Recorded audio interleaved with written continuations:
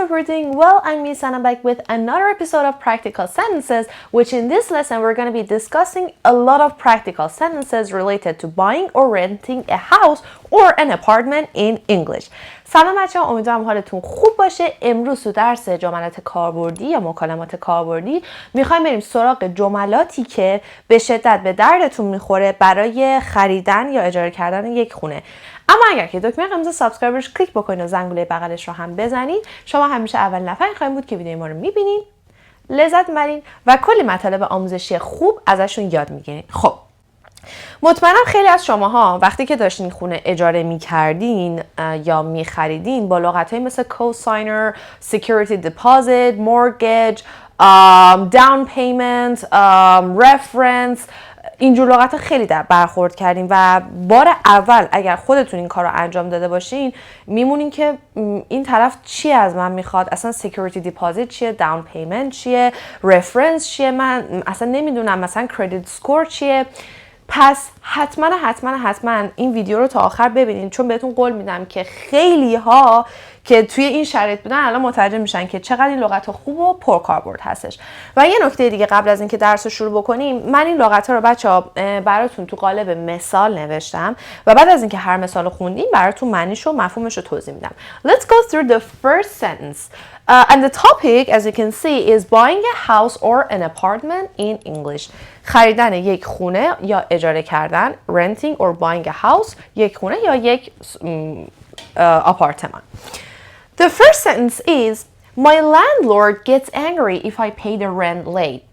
My landlord gets angry if I pay the rent late. خب اول لغتی که میخوایم بریم سراغش بچه‌ها landlord هستش. اول معنی لغت رو بهتون میگم، بعد با هم مثال معنیش رو انجام میدیم. معنی مثال landlord is the person who is willing to sell or rent his or her house or apartment.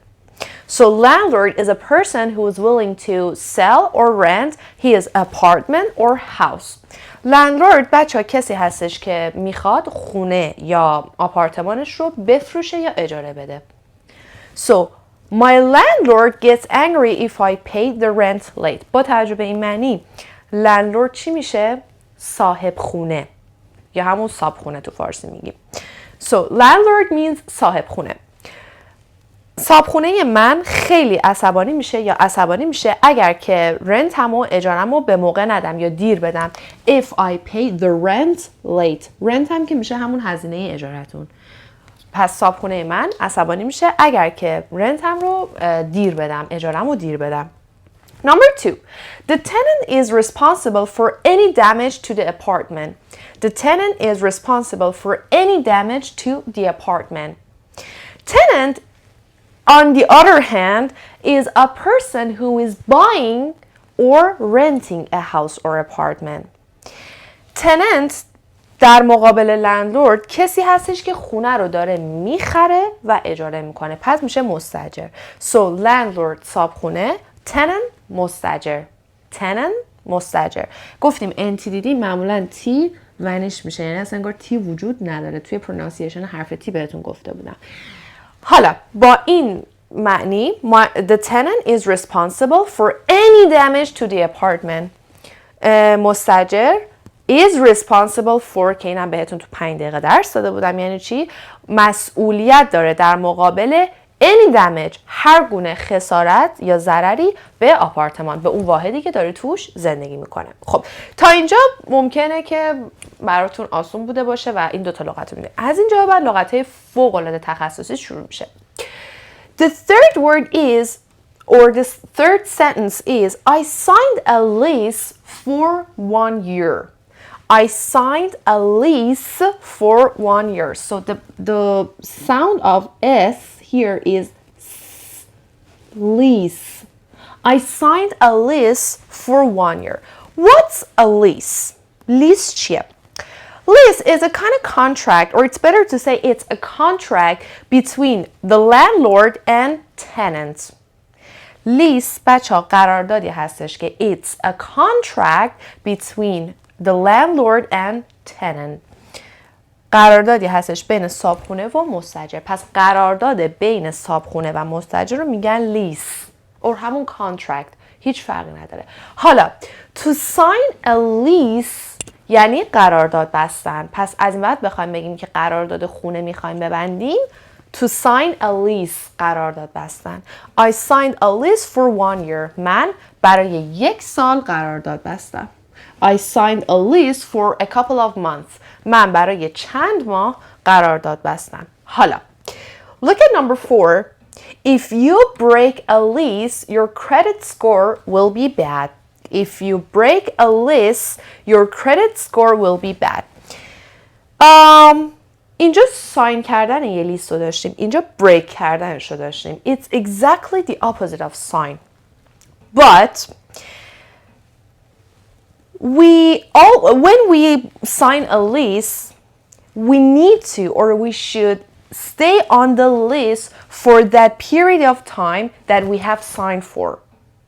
وقتی یه قرارداد میبندیم ما باید روی اون قرارداد بمونیم برای اون زمانی که ازش درخواست کردیم یا قرارداد بستیم. مثلا اگه قرارداد 1 سال بستم باید تو قراردادم بمونم.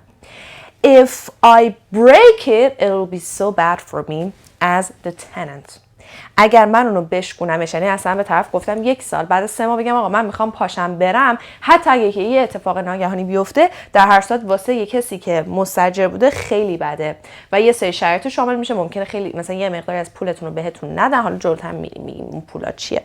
پس اصلا کار خوبی نیستش که شما لیستتون رو یهو وسطش بشکنید. بگی آقا من قراردادم 1 سال بوده، الان میخوام 3 ساله پاشم، 3 ماهه پاشم. So sign a lease, break a lease, they're opposites. حالا یه چیز دیگه که من اینجا دوست داشتم براتون خط بکشم، بچه‌ها من ماژیک گرفتم، خوشحالم و ماژیک‌های رنگ و رنگ. خب credit score که اینو کسایی که تا الان خونه خریدن یا اجاره کردن بارها و بارها شنیدن. خب Okay, let me first explain credit to you guys and then we go through credit score. When you open a bank account in another country rather than Iran, because in Iran we don't have credit card, this is why I'm saying that other countries rather than Iran. So you will be offered with 2 different cards. One of them is your debit card and the other one is your credit card. Debit card is the one that we have in Iran. Credit card is, so there is a specific amount of money in your credit card, like $500, minimum $500, that is given to you by your bank, your institutions that you have opened your account, so that you can spend your money with that credit that you have, with that credit card. So that amount of money which is in your credit card is not yours, it's your bank's money, okay? Somehow like this. And when you, for example, let's imagine that you have a credit card which has $1,000 inside, okay? So you have $1,000 of credit. You go to a shopping mall, you spend $200, and then one day you spend $10, $5, and after a while, you have spent $800. And now $800 of your credit of that $1,000, and now you need to pay it back. You need to transfer that money that you have spent on your credit card to your credit card back. تا اینجا توضیح بدم. وقتی که میرین تو بانک خارج از کشور، تو ایران چون کردیت کارت اعتباری نداریم، وقتی میرین با حساب باز میکنین 2 تا کارت نه، یکی دبیت کارتتونه یکی کردیت کارتتونه. دبیت کارت معمولی هستش که ما تو ایران داریم، کارت همراهمونه. کردیت کارت چیزی که تو ایران نیست. کردیت کارت بچه‌ها وقتی که بانک بهتون میده توش یک مقدار خاصی پول داره. مثلا مینیمم میدونم $500 مثلا توی حالا کشور آمریکایی و حالا مثلا کانادایی مینیمم میدونم $500. وقتی مثلا شما یک کردیت کارتی از طرف بانکتون دارین که $1000 توشه، اون $1000 پول شما نیست، پول بانکتونه. بانک میاد چیکار میکنه؟ میگه آقا من این $1000 رو بهتون میدم، ببینم تو چه جوری خرج میکنی. تو یه روز میری مثلا $200 خرج میکنی، یه روز $5، یه روز $10. بعد از یه مدت مثلا $800 از اون $1000 کردیت رو خرج کردی. حالا نوبت توئه که اون $800 که از روی پول بانکی که بانک بهت داده بهشون پرداخت بکنی. پس این پول بانکه، ولی شما موظف هستین که این پولو بدین. حالا So you are responsible for paying your credits. Okay. حالا when you pay your credit regularly and on time, you get scores, you get points, which these scores are so important for you to buy a house or a car or some other stuff. وقتی که کردیتتون رو میدین بچه شما سکور جمع میکنین، امتیاز جمع میکنین، پوینت جمع میکنین. این پوینت ها طی مرور زمان میشه کردیت سکور شما یا امتیاز اعتبار شما که به شدت تو خارج از کشور میگن از نون شبن واجب تره. بهش احتیاج دارین برای خرید خونه یا ماشین.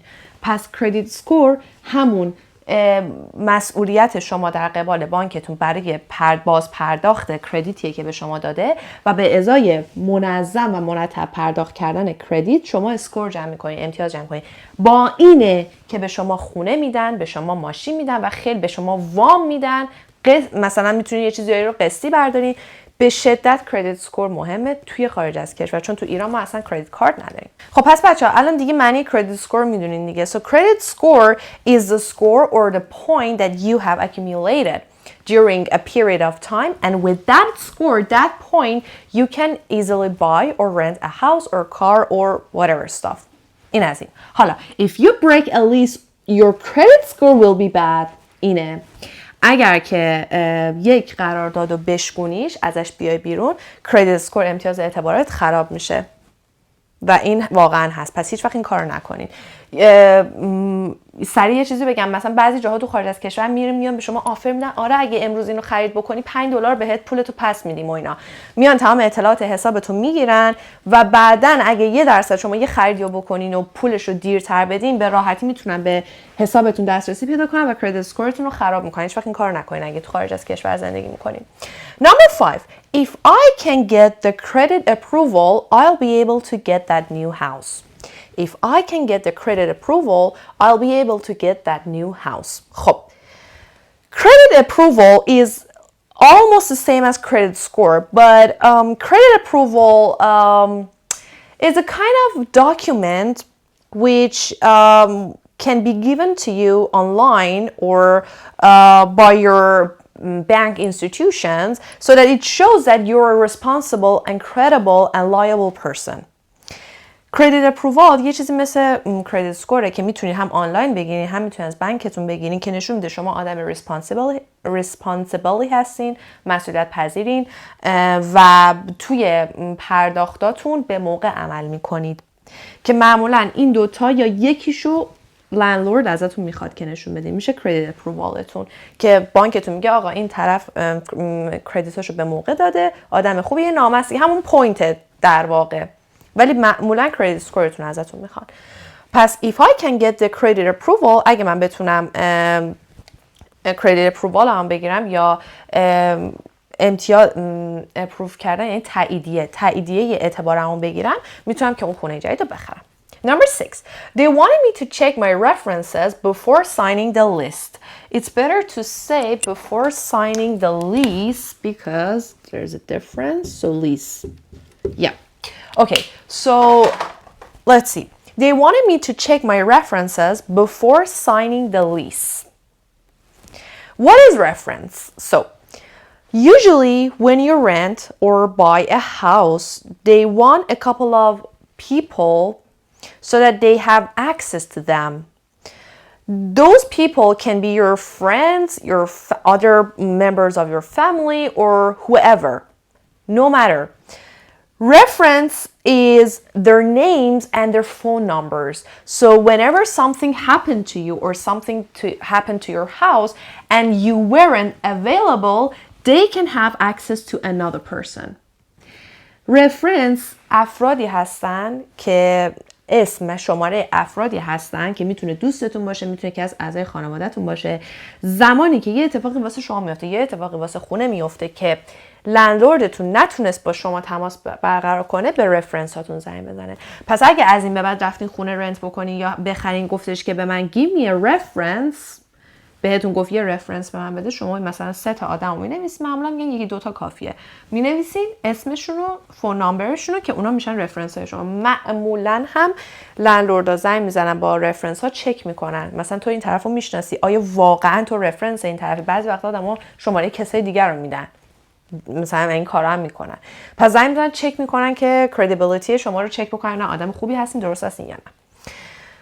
پس اونا از من خواستن که رفرنس همو چک بکنم قبل از اینکه اون لیست و اون قرارداد و اون کانترکت رو امضا بکنم. Number 7.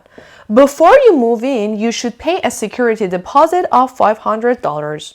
Before you move in, you should pay a security deposit of $500. What is a security deposit? I'm sure you've heard it before a lot, specifically when you were renting or buying a house. Okay. یه لغت دیگه هم جلوتر میریم بهتون میگم، ولی بدونین که security deposit of $500. For example, you are renting a house for $1,000 per month, and before moving into that house, your landlord asks for a security deposit of $500. This security deposit is the money which, look, it has the name. It secures your deposit. It secures your payment. The landlord usually keeps this money, and when your lease is over, he can do different things with this money. If you have done like some damages to the house, he can keep the money for himself, or he can deduct a little bit of this money, for example, $200, and give the rest back to you. Or he can also give the whole amount back to you. This is security deposit. بچه security deposit اسمش روشه، چیزی که پرداخت شما رو سکیور میکنه، ازش محافظت میکنه. وقتی یه خونه گرفتین دارین $1,000 اجاره میدین، لندلوردتون قبل از اینکه برین توش ممکنه بهتون بگه که آقا من یه سکیوریتی دیپازیت $500 میخوام. این پول چیه؟ لندلورد شما این پول رو نگه میداره تا زمانی که لیستتون تموم بشه. وقتی لیست تموم میشه، لندلورد میتونه با این پول چند کار کنه. اگر به خونه خسارت زدین، از این پول ممکنه کل پول رو اصلا بهتون نده، بگه خسارت زیاده نمیدم، یا ممکنه $200 رو کم کنه، $300 مابقیش رو بهتون بده، یا اصلا اگه خونه ترتمیز باشه، سالم باشه، همه چیز سر جاش باشه، این $500 رو به شما میده. و اینجوری هم نیستش که حالا یه سوراخ من تو دیوار اضافه کردم بخواد از من پول بگیره. شما خیلی راحت میتونین به یه سری جاها که کارشون اصلا مربوط به مستاجر و صاحبخونه هستش زنگ بزنین و ازشون بپرسید که آقا شرایط اینه، آیا لندلورد من حق داره که سکیوریتی دیپازیت منو بهم بده یا نه؟ یعنی درسته این دستش باشه یا نه. پس اون سکیوریتی دیپازیت پولیه که از شما میگیره صاحبخونه، نگه میداره تا زمانی که قراردادتون تموم بشه و بعدش با توجه به شرط خونه یا بهتون پس میده یا یه مقدارشو پس میده یا کلا بهتون پس نمیده. حالا before you move in، قبل از اینکه بیای تو، منظورش بیای تو خونه است، you should pay a security deposit of $500. قبل از اینکه بیای تو باید یه security deposit $500 به من بدین. یه نکته هم بچه بهتون بگم، برای کسی که خارج از کشور زندگی میکنن یه جایی هست به اسم landlord and tenant board که میتونین آنلاین باهاشون صحبت کنین، میتونین زنگ بزنین، میتونین برین توی landlord and tenant board، یعنی جایی که مربوط به رسیدگی امور مستاجر و صاحبخونه هستش، همه سوالاتتون رو میتونین ازشون بپرسین. Number 8. Since I'm a student, I don't have a high income. I'll need a co-signer so I can get into that apartment. Look, since I'm a student، میتونین معنیش رو حدس بزنین. Since I'm a student, I don't have a high income. I'll need a co-signer so I can get into that apartment. What is a co-signer? Some landlords, some of them, they're so tough. They want you to have a specific amount of income. For example, they say if you are paid $1,500 per month, then I can give you the house. If not, I'm sorry, it's not possible. But some other don't want you to have like a very high income. If you don't have that specific amount of income or that high income, it's fine, it's okay. Some of them asks for a cosigner. A cosigner is a person who's got a higher income than you and he can guarantee you. He can guarantee that you're responsible and you will pay your payments on time. Okay? بعضی از لندلوردها که خیلی هم بدن و واقعا از این آدم بدن میان چیکار میکنن؟ میگن که آقا نه، باید حقوقت مثلا از $1500 ماهی بیشتر باشه وگرنه خونه رو بهت نمیدن. بعضیشون هم میگن که نه اوکیه، اگرم درآمدت انقدر نیست میتونی کوساینر باشی. پس اگر که لندلورد شما از شما یه مقدار درآمد خاص خواد، مثلا گفتش $2000 در ماه اگه در میاری خونه رو بهت میدم، اگه نمیدی نمیدم. خب در نمیاری نمیدم. تو میتونی بهش بگی که can I have a cosigner؟ میتونم یه cosigner داشته باشم؟ یعنی کسی که میاد به جای تو گارانتی میکنه که آقا من این طرف رو میشناسم، این طرف درسته که حالا مثلا $2000 در ماه درآمد نداره یا $1500 ولی تو بانکش به اندازه کافی پول داره یا به اندازه کافی پول داره که پول اجاره خونه تو رو بده و اون طرف معمولا باید اینکامش از اون مقداری که اون طرف خواسته یا اون اندازه باشه یا بیشتر باشه. اون طرف میشه کوساینر شما، کسی که میاد به جای شما گارانتیتون رو میکنه که آقا این طرف مسئولیت پذیر، پولش رو به موقع میده. So if your landlord asks for a specific amount of income and you don't have it, you can easily say can I have a cosigner؟ اگه ازتون یه درآمد خاص و شما نداشتین بهش میتونید بگین که میتونم یه کوساینر داشته باشم. خب این از این.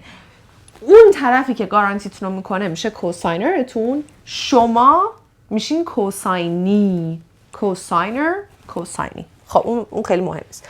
Okay, let's go through number 9. When I returned home, there was a notice of eviction on my door. I should have paid the rent. When I returned home, there was a notice of eviction on my door. I should have paid the rent. Notice of eviction. If you don't pay your rents on time, and if you don't act like a responsible person, your landlord can easily send a notice of eviction to you. اگر که یه صاحبخونه هستین که پیمنتتون رو یعنی رنتتون رو به موقع نمیدین یا ریسپانسیبل نیستین، معمولا یا میتونیم بگیم بعضی وقت قوانین رو زیر پاتون میذاریم، به راحتی صاحبخونه‌تون میتونه نوتیس آف اviction بده، حکم تخلیه. Notice of eviction means حکم تخلیه. وقتی برگشتم خونه حکم تخلیه رو درم بود، من باید رنتم رو به موقع میدادم. معمولا یه بار دو بار اتفاق بیفته میگم، ولی بار سوم چهارم دیگه میگن آقا اصلا دیگه باید شوخی نداریم. So there was a notice of eviction on my door. حکم تخلیه. Notice of eviction. Number 10. Our mortgage payment each month is $1,500. Our mortgage payment each month is $1,500 each month. خودش گفته. خب mortgage. اولا از این که listen to the pronunciation of this word. Mortgage. It's not mortgage or mortgage. No. Mortgage. Mortgage. Mortgage is, it happens almost for everybody living all around the world, but not of course in Iran. Mortgage is, okay, let's say it like that. When you want to buy a house, sometimes you don't have enough money. So you go to the bank or to a mortgage company to ask for money. So mortgage is the money which is given to you by your bank institution or a mortgage company in order for you to buy a house. بعضی وقتی میخواین خونه بخرین پول کافی ندارین، میرین کجا؟ میرین بانکتون یا میرین مورگیج کامپنی ها، میگین که آقا من درخواست پول دارم، اون بانک یا اون کمپانی به شما مورگیج میده، یا میتونیم بگیم که وام خونه، اینطوری بهتره بگیم، وام خونه میده که شما باهاش خونه رو بخری، پول کافیتون ابتدای کار رو داشته باشی، پول کافی بخری. حالا mortgage should be paid in loans. mortgageتون باید توی قسطای مختلف پرداخت بشه. In different loans. So you start paying back the money to that institution or company till you pay it off. شروع میکنی باز پرداخت اون قسط تا زمانی که پیافش کنی، تمومش کنی. اون میشه مورگیج شما. Our mortgage payment each month is $1,500. پرداخت میتونیم بگیم وام خونه دیگه. وام خونه ما یا پرداخت هر ماه وام خونه ما $1,500. یعنی به ازای پولی که بانک به شما داده گفته یا ماه $1,500 بعد به من پول بدی. من به تو وام دادم. Number 11. We'll need $200,000 for the down payment on our new house. We'll need $200,000 for the down payment on our new house. خب اینجا بهتون security deposit رو گفتم. اینجا we have another group of words, down payment.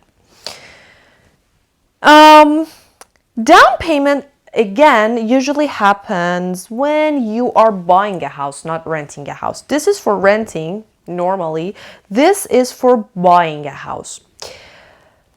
Let's imagine that you're buying a house for $1 million. $1 million. So the house that you're buying is $1 million. And then before paying the whole money, like for example, you see the house and you tell the landlord, oh, I really like this house, I want to buy it. And the landlord says, okay, if you want it, if you're 100% sure that you want the house and you want me to give it to nobody else but you, you should give me a down payment. Down payment is a part of the whole money that you should pay for the house in order for you to buy it. So a part of the whole money that you should pay.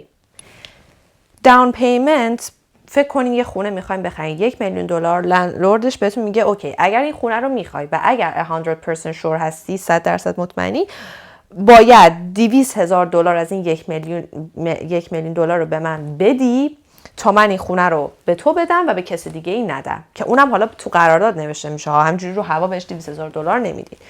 پس داون پیمنت بچه‌ها یک قسمتی از کل اون پولی هستش که میخوایم به اون کسی که خونه رو داره میفروشه بدین.